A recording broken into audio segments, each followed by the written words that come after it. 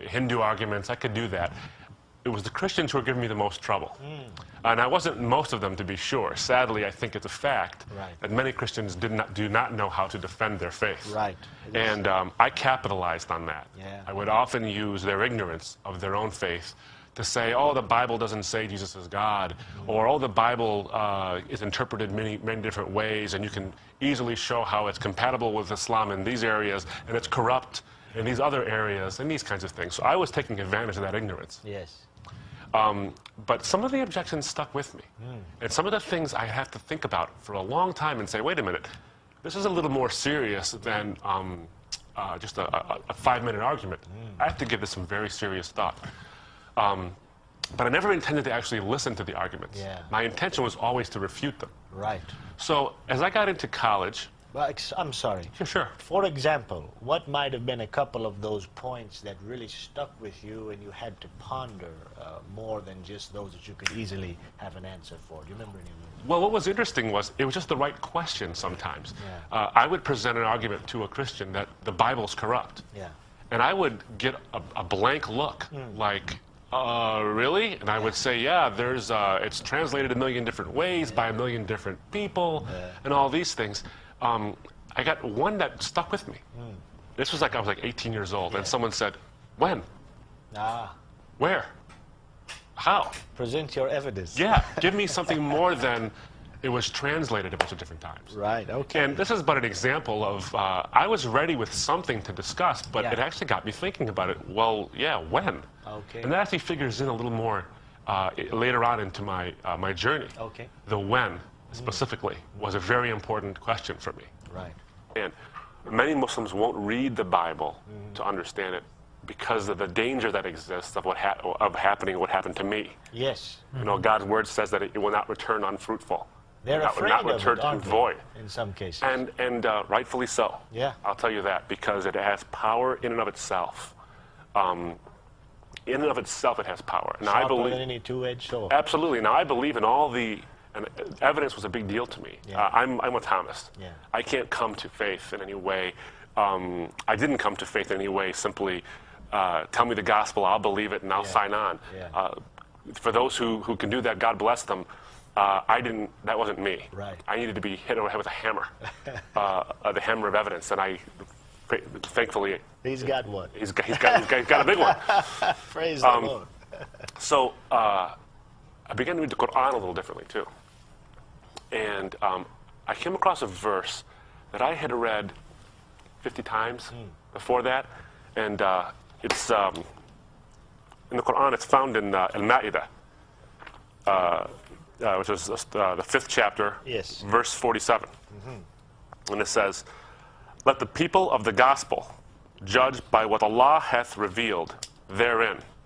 If any do fail to judge by the light of what Allah hath revealed therein, they are no better than those who rebel." And some translations are actually a little bit more harsh about those who don't believe what God has revealed. Right. Now, what struck me about this verse for the very first time, having read it 50 times, is the verbs are all present tense in Arabic. Yes. I read it in Arabic, I read it in English, and I see that it's what God has revealed in the gospel. Yes. Let the people of the book judge by that book that he has revealed. And it says specifically here in Arabic, Injeel, and it's gospel. And that's not just like ahlu al-kitab, people of the book. This is specifically. That's exactly right. That's exactly the point, is that this one, there are other places here where it talks about people of the book, and it sort of, I won't say it's ambiguous. It's not ambiguous, but it is more general. This is specific. Yeah, yeah. And so I'm also all of a sudden faced with a dilemma. Because in 7th century Saudi Arabia, when these words were spoken, God is telling the people of the gospel to judge by what God has revealed in the gospel. How can they do that if that book is corrupt? There must have been one existing at that time, right? Now that's the point. The point is that if you look to, remember the question of when was it corrupted? Yes. And that's one of the things that started all of a sudden, this matters more. Now, I know that there are people who debate whether or not this means what this translation and every other translation says. Right. But I began a study. The point wasn't whether or not it actually refers to the gospel, and I believe it does. Yes. Yes. The point was, it started me to look into whether the gospel I have today is the same gospel that existed in the 7th century, in its various forms, sort of spread out in Saudi Arabia. Right. Because if it is, then what's he referring to? Yeah. I, as a Muslim, do not believe that God speaks nonsense. Yeah. He wouldn't ask them to go to a corrupt book. Yes. If there's any evidence that the book I have today is the only book available that would make any sense to a Christian, to a person of the gospel, right, to look at, then I have an evidentiary problem. I have a problem. I have to either reconform what I think about Islam, or try to make this the Bible and the Qur'an mixed together. Right. But you see, the dilemma there is for me was huge. Right. I had built up an identity as someone who was a defender of Islam, as someone who was a preacher of Islam. I within myself was very proud of who I was as a Muslim. Yes. And so I'm faced with this possible identity suicide. Yeah. I've got to die to myself, so to speak.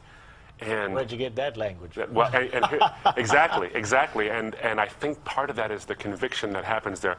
I didn't remember that language. Yeah. It was just something within me. Abdul, I want to stop you just for a moment to make sure that our listeners are following your logic. I think I am, but I want to convey that to them because this is such an important apologetic for the Christian faith.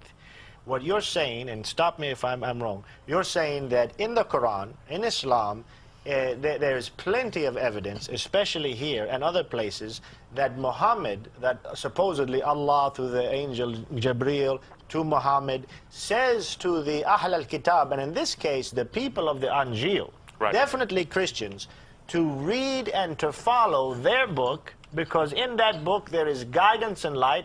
Therefore Muhammad himself puts the seal of approval on the authenticity of the Christian New Testament at the time that he was alive. Now, is that what you're saying? Basically, yes.